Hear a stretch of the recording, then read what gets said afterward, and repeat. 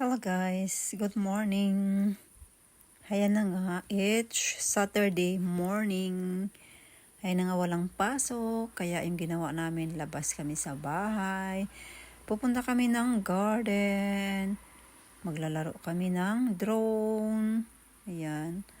Tapos, tingnan ko yung mga tanim ko. Kasi nga, napakaganda ng araw. Maganda ang sikat ng araw, kaya labas-labas din tayo minsan. Kaya tingnan mo. Ayan yung tinanim kong cherry. Ayan, may bunga na yan siya. Tapos yung red plum, may bunga na din.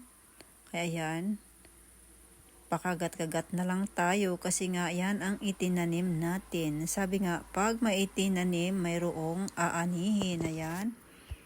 Ayan yan, kuha lang ng drone. Tapos, ayan na, tiningnan ako ng drone. Kung anong ginawa ko. Tapos, ayan, pinaakyat na sa taas. Ayan. Ayan na siya, para makita natin yung view. Hindi perfect, pero okay na din.